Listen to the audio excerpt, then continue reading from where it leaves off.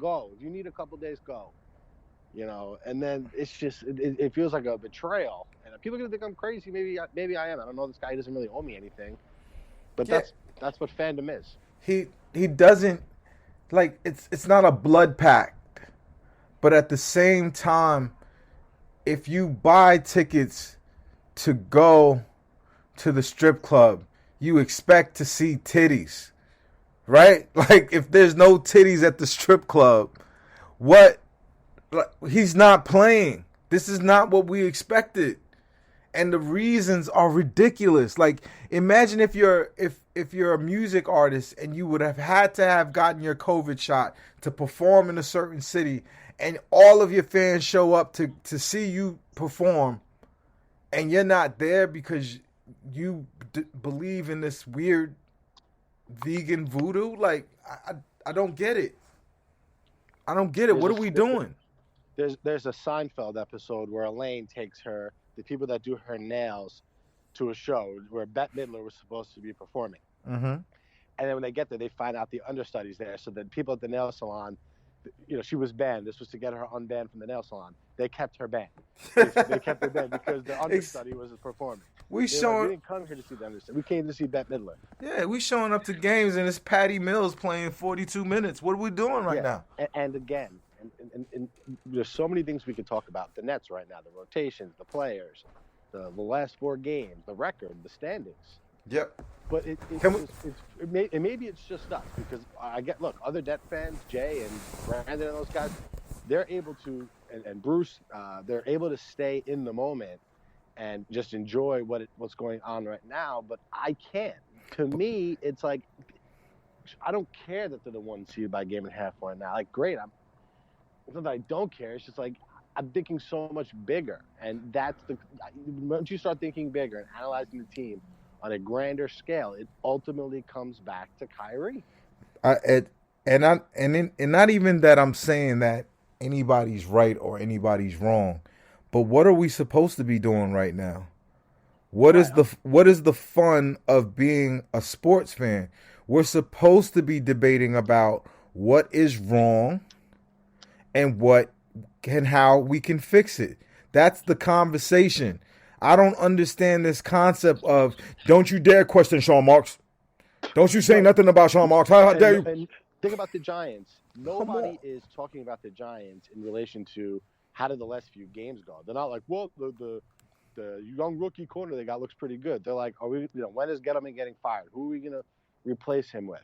Who is Judge? Is Judge coming back? What are we doing at quarterback? Because the big picture is what this is all about. It's about having a team that can win. And, so the Giants are so bad that you don't talk about the games. The Nets are so good that you don't talk about the games either because these don't matter yet. Right. And we know these games are meaningless until it's playoff time and we're wondering why we're playing the Milwaukee Bucks, probably the best team in the Eastern Conference last year, in the second round when we're supposed to be like the clear favorite. We're supposed to be the number 1 seed. We're supposed to coast through these first 2 rounds. We're not supposed to be playing the NBA champions in the second round. And the reason why we did was because we only got the big 3 together 11 games. Like, I don't know why people, like, I don't think it's an unfair thing to say that in the KD and Kyrie era, KD, Kyrie, and Harden era, we've been cheated a little bit. And that's why I'm so defensive of James Harden, because James Harden never cheats us.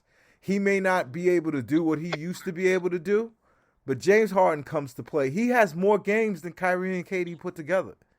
That's wild. Like, and KD has a lot of starts now too. This year, I do not quote me on this. I think I'm wrong, but James Harden has the most minutes of any player this year. Yeah, he does. And Kevin Durant, who's more. Right. And he's in total he's 6th. That's too much. That's too much. That's something worth talking. If like we're gonna talk basketball, what the fuck are we gonna talk about? How cute James Harden looks in his jeans? That's the conversation. I want to talk about how to fix this fucking team, how to make sure we win the championship, how to make sure that our destiny is fulfilled. Right, because the digs that are helping us win these games now aren't the digs that are going to help us win this title. So shutting down the Mavericks in the fourth quarter is not the formula. No. Because Claxton and James Johnson provide a good defense. You can't do that. Those guys are total zeros on offense. And not only that, though, Bruce Brown had a semi-decent game. But it's because Bruce Brown has a grown man's body playing against these young 20-year-old Pistons. He's not going to be able to do that against the Bucks. And the Bucks know. Like, when the Bucks see Bruce Brown hit the floor, it's like they know he's dead meat. And we have, you know what? I think Steve Nash knows. I think he knows, but there's nowhere to go. We're really gonna have to roll out James Johnson and Nick Claxton in the playoffs. As of right now, yeah. They've got to do better than that. He has to find a way to improve this team, especially the Bucks have Bobby Portis in that role. Crazy. With Lopez on the shelf. Yo, they were able to absorb that injury and keep it pushing. They're definitely hobbled by it. Their record isn't what it should be, but they're turning it on now. Like, I watched them right on their heels, and they were below 500. It seems like 3 weeks ago. That it's. I think it's fandom malpractice that there's a concept that we shouldn't be saying anything. We should just be sit down, cross our legs, and just watch them go to the playoffs. Like, that's what the fuck kind of, like, what? I wouldn't even watch sports if that's the case. Yeah, and I'll tell you, you know what the real one thing you can talk about, though? Then, with that in mind, is the play of Thomas. Because he is somewhat of an X factor with an unknown ceiling. Yes. Right? Maybe he comes out of the movement. Like, I know James Johnson is playing better than he's capable of right now, and I know that this is not going to work in the playoffs with him. It's just not enough. A good defense in the NBA and in the NBA playoffs will find a way to funnel all the offense to James Johnson. They'll find a way to get Nick Claxton caught on the perimeter. Right. They'll basically, once they see the ball going in that direction, they'll let go of the release valve. They'll make sure that they'll deny the ball from KD and Harden, and they'll force bad offensive players to try to score, and it will create inefficient offense. And it's the reason why right now our offense isn't top 10. We're really lacking in the form of a 3-and-D type of scorer, and worse, we do not have another ball handler. It's hurting. What would we be doing if LaMarcus Aldridge had to stay retired? We would be super fucked. I mean, his mid-range shot is really, like, saved the offense in many ways. Dude, like, and he has problems defensively. What do you think of Paul Millsap? I could care less if I ever see him play basketball again. I'm hoping, like, I thought he was out. Like I said a little prayer that he was retiring. When I saw that he was out, personal reasons. Unfortunately, it's because he had a beautiful baby and he wanted to be with his family. I have nothing personal against him. I wish he wouldn't come back. I wish he would just hold that baby, and that baby looked into his eyes and he said, "Daddy, I need you. I need you here. Retire from the NBA." The theory of what Millsap is not what he is anymore. Yeah, exactly. Like, I totally was gassed on him. He cannot play basketball. He's not athletic. He knows how to play. Like, you find him in the right position, and it almost makes you believe that he could be somebody, but he wasn't.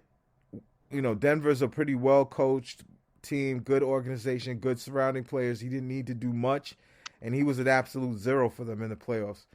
There's Yeah, no reason to think he'd be anything for us. They were ready to move on from him. We have to get that Jeff Green body skill type here somehow. That's it for me. You need a Jeff Green type, and you need another point guard. Absolutely. So I think like DJ Augustine is a guy they can get because I think he's a strong buyout candidate. Same with Gordon over there. Those are guys they could possibly get their hands on. Where is Goran Dragic? I think he's on Toronto, but he doesn't play at all. I was thinking to myself, like, he's the type of dude that you could kind of get on one of these buyout type of league minimum contracts, right? And he could just come through and play like, could you imagine being able to go to like a Goran Dragic? At the very least, he'll take care of the ball. Right. We're not asking him to score, but like, do you see these plays where when Harden has the ball, that defenses don't have to really even, when he passes it to the other ball handler, it's Bembry, it's Javon Carter, and none of these guys have any like, play creation skill set at all. Like, they get the ball, like the only way they score is in the motion of some kind of advantage of some kind of set play, and that doesn't exist for the Nets. Like, these guys are just terrible right now. Yeah, and I have to say, so far I feel like I'm wrong about Thomas. I was pretty down on him. His minutes have to expand because he can get a shot up on his own without a play being made for him.